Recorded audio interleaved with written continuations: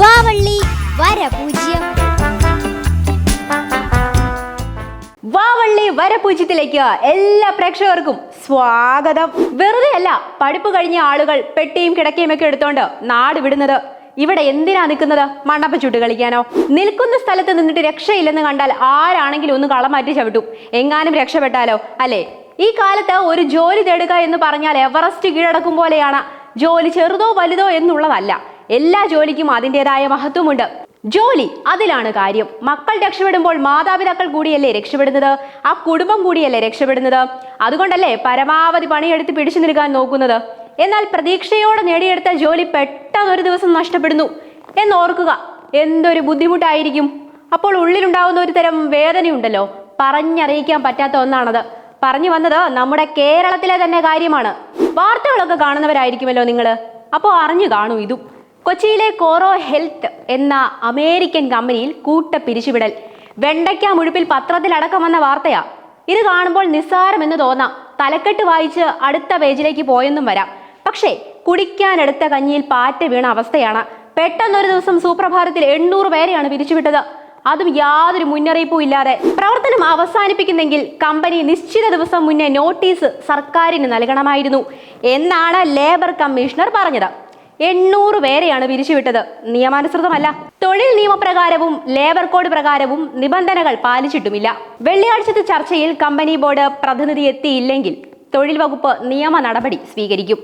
ഇനി ഈ വിഷയത്തെ ഒരൽപ്പം വിശദമായി നോക്കാം. യുഎസിലെ ആശുപത്രികളിൽ രോഗികളുടെ രജിസ്ട്രേഷൻ മുതൽ ക്ലിനിക്കൽ റെക്കോർഡുകളുടെ ഡോക്യുമെന്റേഷനും ഇൻഷുറൻസും ബിൽ മാനേജ്മെന്റും വരെ നീളുന്ന സമ്പൂർണ്ണ ഹെൽത്ത് ടെക് സേവനങ്ങൾ നൽകുന്ന കോറോ ഹെൽത്ത് എന്ന കമ്പനിക്ക് ചെന്നൈ, കോയമ്പത്തൂർ, ഹൈദരാബാദ്, നോയിഡ, ബംഗളൂരു എന്നിവിടങ്ങളിൽ ഓഫീസുകളുണ്ട്. കേരളത്തിൽ പ്രവർത്തനം തുടങ്ങിയിട്ട് 4.5 വർഷമായി. അത്തരത്തിൽ പ്രവർത്തിക്കുന്ന ഒരു കമ്പനിയുടെ കൊച്ചി, കോഴിക്കോട് എന്നീ ഓഫീസുകളിൽ നിന്നാണ് 800ഓളം പേരെ ഒറ്റയടിക്ക് പിരിച്ചുവിട്ടത്. കഴിഞ്ഞ ജനുവരിയിൽ ബംഗളൂരു ഓഫീസിൽ നിന്ന് കൂട്ടത്തോടെ പിരിച്ചുവിട്ടത് 200 പേരെയാണ്. കേരളത്തിലും കഴിഞ്ഞ വർഷം ഏതാനും മാസങ്ങൾക്കിടെ 300 പേരെയാണ് പല ഘട്ടങ്ങളായി പിരിച്ചുവിട്ടത്. ഇതിൽ നിന്ന് ഒരു കാര്യം മനസ്സിലാക്കാം, ഈ കോറോ ഹെൽത്തിന് കൂട്ടപ്പിരിച്ചുവിടൽ അത്ര പുതുമയുള്ള കാര്യമല്ല. പക്ഷെ മറുവശത്ത് എന്ത് ചെയ്യണമെന്നറിയാതെ ആദ്യമായി ഒരു വിഭാഗം നിൽക്കേണ്ടി വരുമെന്ന കാര്യം വിസ്മരിക്കാൻ പാടില്ലായിരുന്നു. എന്നാൽ കേന്ദ്ര സർക്കാരിന്റെ ലേബർ കോഡ് അനുസരിച്ച് അതിലെ വ്യവസ്ഥകൾ പാലിച്ചുകൊണ്ടാണ് പിരിച്ചുവിട്ടത് എന്നാണ് കമ്പനിയുടെ നിലപാട്. ഒരു കണക്കിന് നോക്കിയാൽ പുതിയ ലേബർ കോഡ് അനുസരിച്ച് കരാർ നിയമന ഉത്തരവിലെ വ്യവസ്ഥകളിലൂടെ തൊഴിലുടമയ്ക്ക് ലഭിക്കുന്ന മേൽക്കോയ്മയാണ് കമ്പനിയിലെ ഈ ജീവനക്കാർക്ക് വിനയായത്. കഴിഞ്ഞ നവംബർ 15-നാണ് ഇന്ത്യയിൽ പുതിയ ലേബർ കോഡ് നിലവിൽ വരുന്നത്. പക്ഷെ കേരളത്തിൽ ഇതുമായി ബന്ധപ്പെട്ട ചട്ടങ്ങൾ രൂപപ്പെടുത്തിയിട്ടില്ല. അതുകൊണ്ട് തന്നെ വിഷയത്തിൽ ഇടപെടാൻ സംസ്ഥാന സർക്കാരിന് പരിമിതികളുണ്ട് എന്നത് ഒരു യാഥാർത്ഥ്യമാണ്. വിഷയത്തിൽ MLA ഉമാ തോമസിന്റെയും ലേബർ കമ്മീഷണർ സഫ്ന നസ്രുദ്ദീന്റെയും നേതൃത്വത്തിൽ കമ്പനി ലീഗൽ പ്രതിനിധിയുമായും ജീവനക്കാരുമായും തൊഴിലാളി യൂണിയൻ പ്രതിനിധികളുമായും നടത്തിയ ചർച്ചയെ തുടർന്ന് ഓഫീസുകളിൽ ജീവനക്കാർക്ക് വെള്ളിയാഴ്ച വരെ പ്രവേശിക്കാം എന്ന തീരുമാനമുണ്ടായി. മന്ത്രിയുടെ നിർദ്ദേശപ്രകാരമാണ് ലേബർ കമ്മീഷണർ ചർച്ച നടത്തിയത്. ഇനി വെള്ളിയാഴ്ചയാണ് അടുത്ത യോഗം. മന്ത്രി പങ്കെടുക്കുന്ന യോഗത്തിൽ കമ്പനി ഡയറക്ടർ, ബോർഡ് പ്രതിനിധികളും ഉണ്ടാകും. അതുവരെ തൽസ്ഥിതി തുടരും. അതിനിടയ്ക്ക് ചർച്ച നടക്കുന്നതിനിടെ DYFIയുടെ നേതൃത്വത്തിൽ കമ്പനിക്ക് മുൻപിൽ പ്രതിഷേധമൊക്കെ ഉണ്ടായിരുന്നു. എന്നാൽ വിഷയത്തിൽ മന്ത്രി ബിന്ദു കൃഷ്ണ ഇടപെട്ടു. കേട്ടോ, അത് വേണമല്ലോ, തൊഴിൽ വകുപ്പ് മന്ത്രിയല്ലേ.